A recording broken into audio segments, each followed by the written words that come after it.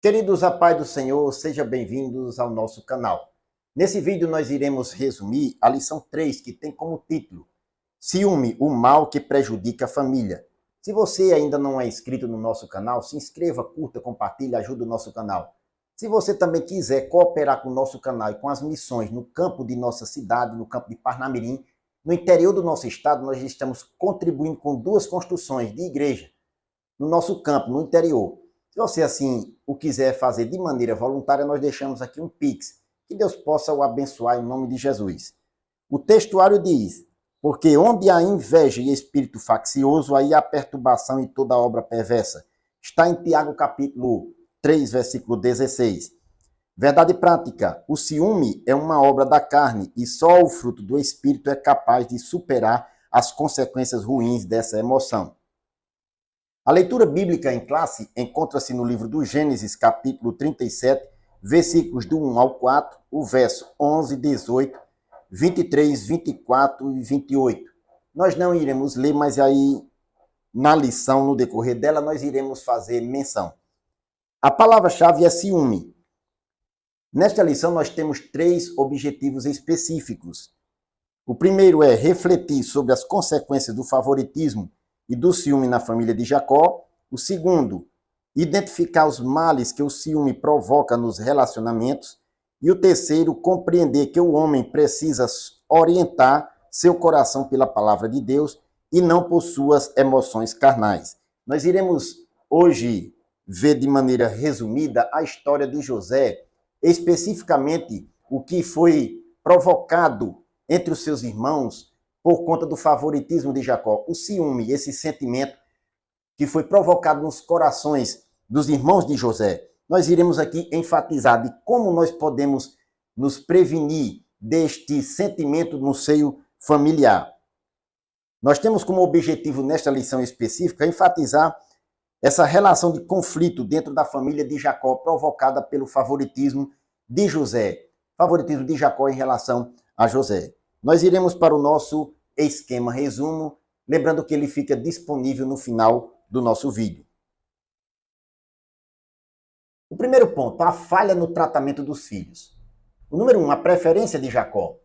Em Gênesis capítulo 37, versículo 3, nós lemos no texto: E Israel amava a José mais do que a todos os seus filhos, porque era filho da sua velhice, e fez-lhe uma túnica de várias cores. Note que o texto enfatiza que era filho de sua velhice. Possivelmente Jacó tenha enxergado algo diferente em José, mas não era motivo para ele tê-lo em preferência em relação aos demais filhos, em especial porque os filhos eram mais velhos do que ele, já José era um dos mais novos, ou o mais novo nessa época que aconteceu este fato na história de Jacó. Jacó já tinha uma certa experiência do que tinha acontecido com ele, com Esaú, dentro do seu núcleo familiar em relação a Isaac e Rebeca. Nós vimos na lição passada. Se você ainda não viu, nós vamos deixar aqui a referência na lição número 2. Mas note que esta predileção de Jacó em relação a José, em detrimento aos seus demais irmãos, provocou ciúme nos demais irmãos de José.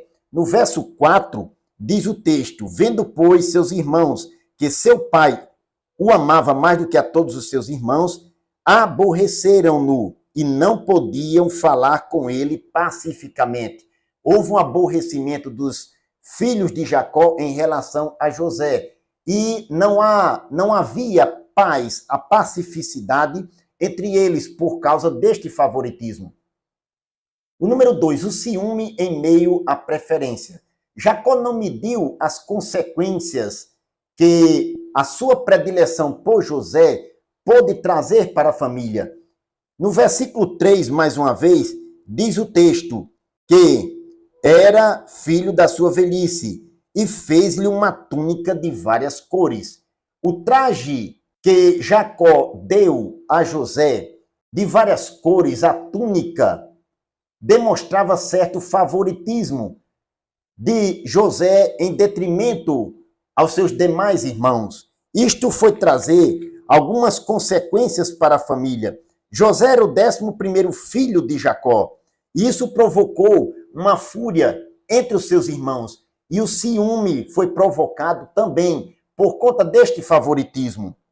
O texto ainda enfatiza no versículo 4: os irmãos de José aborreceram-no. O número 3, a inveja não permite compreender os desígnios de Deus. Além de Jacó ter presenteado José com a túnica de várias cores, houve também os sonhos de José. O sonho dos molhos e dos corpos celestes está em Gênesis capítulo 37, a partir do versículo 5 ao versículo 9. Os sonhos de José o colocaram em uma posição de destaque, de superioridade aos seus irmãos. Foi este o entendimento deles e do próprio pai também em relação, em especial, aos corpos celestes. Quando José termina de contar o sonho, lá no versículo 11, diz que seu pai guardava todas essas coisas no coração. Observe, os sonhos de José também provocaram certo ciúme em seus irmãos.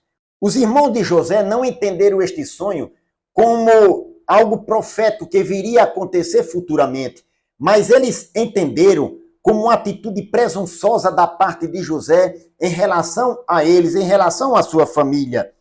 Não podiam enxergar futuramente como algo da parte de Deus que iria acontecer. José iria se tornar governador do Egito.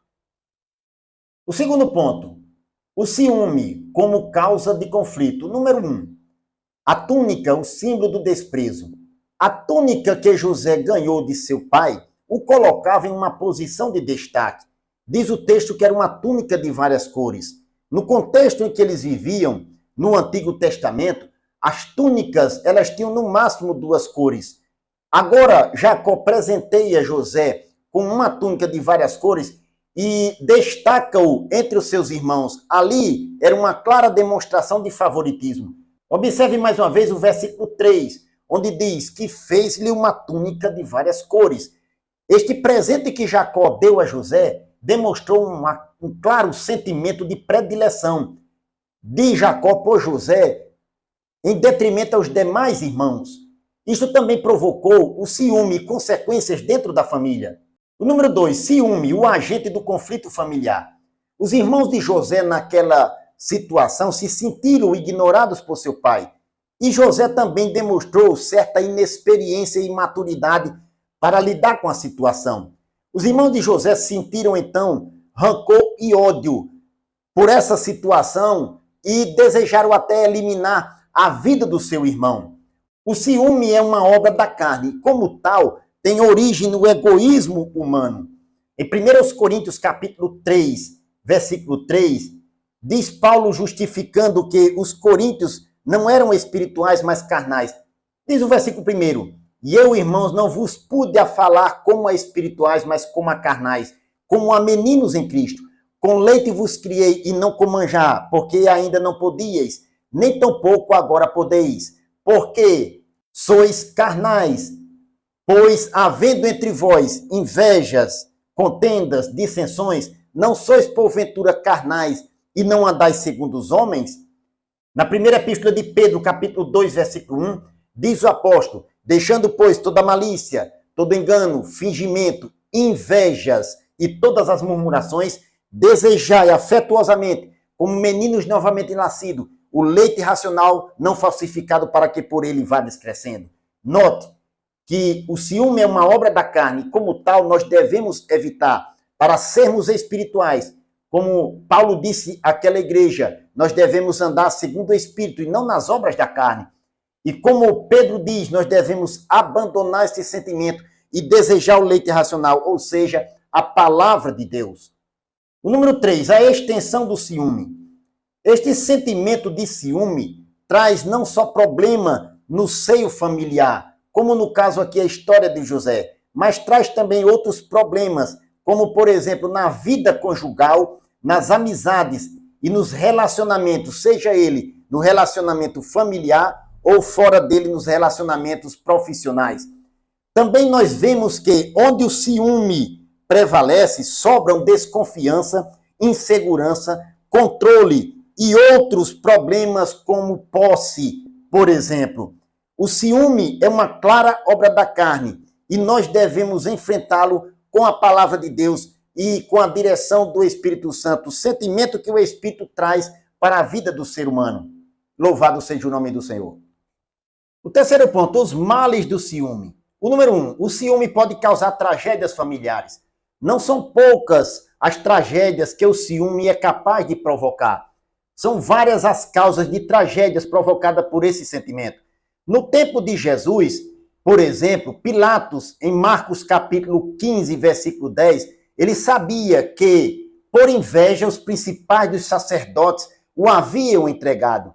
Lá em João capítulo 11, versículo 47 e 48, diz o texto que os principais dos sacerdotes e os fariseus formaram conselho e disseram: que faremos, porquanto este homem faz muitos sinais? Se o deixarmos assim, todos crerão nele, e virão os romanos e tirar-nos-ão o nosso lugar e a nação.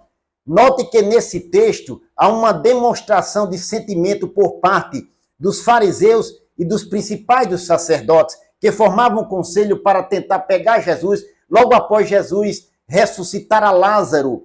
O texto fala que eles tinham medo de perder o lugar e a nação. Uma clara demonstração de inveja e medo por causa daquela situação. Eles estavam perdendo espaço dentro da nação por causa dos milagres que Cristo realizava, demonstrando assim inveja naquela situação e uma demonstração também de medo em não perder a posição. Nós vemos que o ciúme é causa de várias tragédias familiares e fora dela. No tempo de Jesus não foi diferente. Jesus foi alvo, foi vítima deste sentimento por parte dos religiosos de sua época. O número 2, o ciúme entre os santos de Deus. Além das relações familiares, este sentimento pode minar outras relações entre as pessoas, principalmente aquelas mais próximas.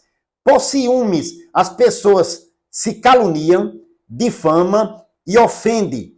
Observe, todos estes sentimentos ou estas atitudes são práticas das obras da carne. E por causa do ciúme, as pessoas fazem tudo isso. Em Gálatas capítulo 5, versículo 25, está citado pelo nosso comentarista, diz: não sejamos cobiçosos de vanglória, provocando uns aos outros, tendo invejas uns dos outros. Nós não devemos ter invejas uns dos outros, mas deixarmos o Espírito Santo trabalhar em nossa vida. O fruto do Espírito é quem pode tirar este sentimento de obra da carne do coração do crente, do santo de Deus. O número 3, vencendo o ciúme. Para vencer o ciúme, o comentarista, ele sugere alguns pontos aqui, e nós resumimos da seguinte forma: nós devemos blindar a nossa mente e nossas ações com a palavra de Deus, com atitudes que glorifiquem ao Senhor. Em Filipenses capítulo 4, versículo 8 e 9, diz o apóstolo Paulo na sua carta: quanto ao mais, irmãos, tudo que é verdadeiro, tudo que é honesto, tudo que é justo, tudo que é puro, tudo que é amável, tudo que é de boa fama, se há alguma virtude, se há algum louvor, nisso pensai. E o que aprendeste, e recebeste, e ouviste, e vistes em mim, isto fazei. E o Deus de paz será convosco. Observe, pensar a mente e o fazer ações.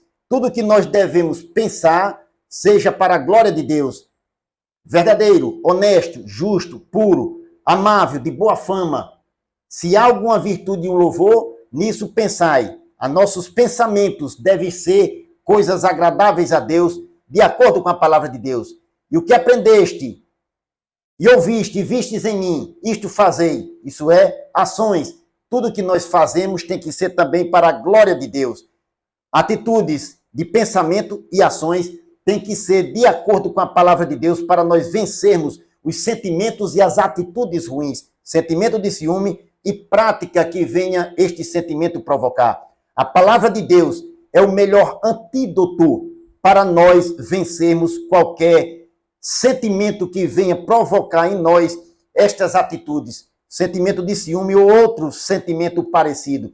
Em 1 Coríntios capítulo 13, versículo 4, diz Paulo na sua carta: o amor é sofredor, é benigno, o amor não é invejoso, o amor não trata com leviandade e não se ensoberbece. Note, Através deste sentimento, o amor, que faz parte do fruto do Espírito, que o Espírito Santo coloca em nossa vida, é que temos condições de vencermos todo sentimento ruim, em especial o ciúme, conforme nós estudamos aqui nesta lição. Bendito seja o nome do Senhor.